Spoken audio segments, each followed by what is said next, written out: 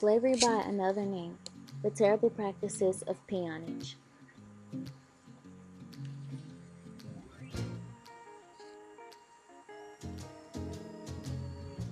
For more than 75 years after the Emancipation Proclamation and the end of the Civil War, thousands of blacks were systematically forced to work against their will.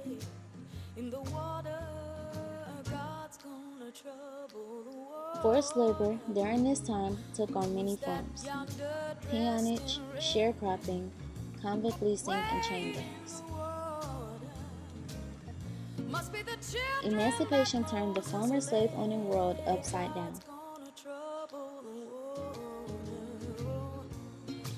With the end of Reconstruction, the nature of both crime and punishment in the South changed dramatically.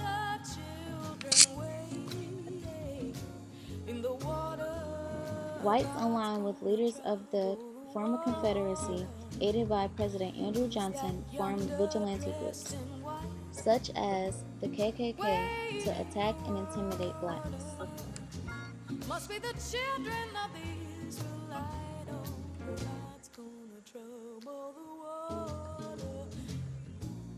Congress stepped in and launched the era known as Radical Reconstruction, bringing the South into submission and protect African American civil rights.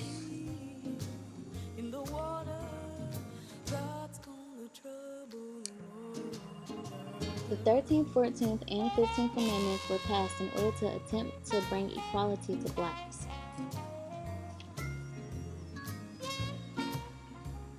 By 1874, voters had shifted the balance of power of Congress, allowing for the South's return to local control.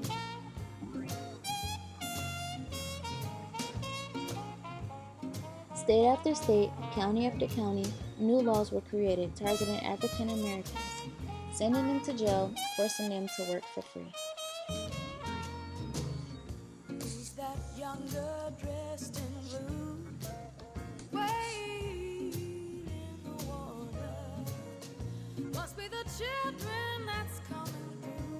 The convict lease system became highly profitable for the states, but for victims and all Southern blacks, convict leasing was a horror.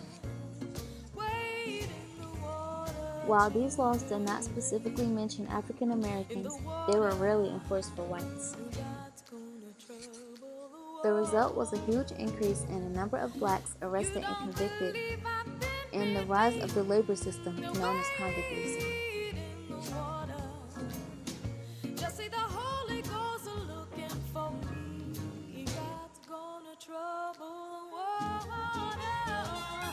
Peonage was another way African Americans were forced into labor.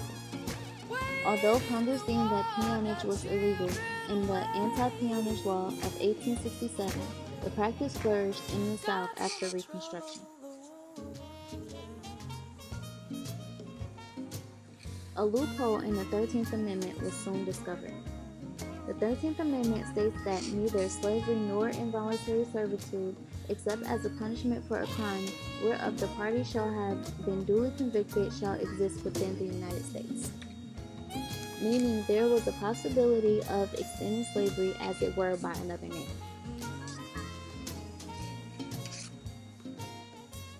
Across the South, new technologies and shifting economic patterns decreased peonage. After Franklin D. Roosevelt was elected, he instituted his New Deal, a series of economic programs intended to offer relief of unemployed and recovery of the national economy. Though blacks were not the intended audience for these programs, they were benefited as well as many other citizens.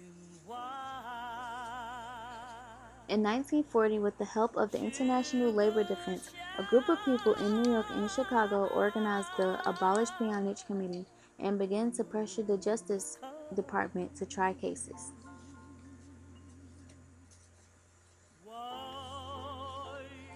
The federal government was willing to act aggressively to protect all its citizens from forced labor, thus supposedly ending peonage, convict leasing, and chain gangs, breaking the chains of African Americans.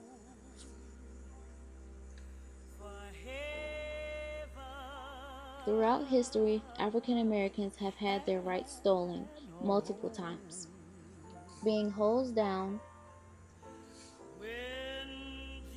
attacked by dogs, and convicted of crimes, whether guilty or not.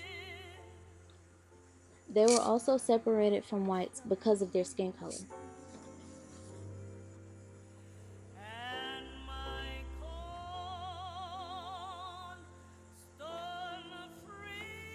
Over time, life has become better, giving African Americans the same opportunities as whites, like education and better jobs. Though in many cases after the laws of ending slavery, peonage, and segregation, Black Americans are still judged by the color of their skin and never by their character.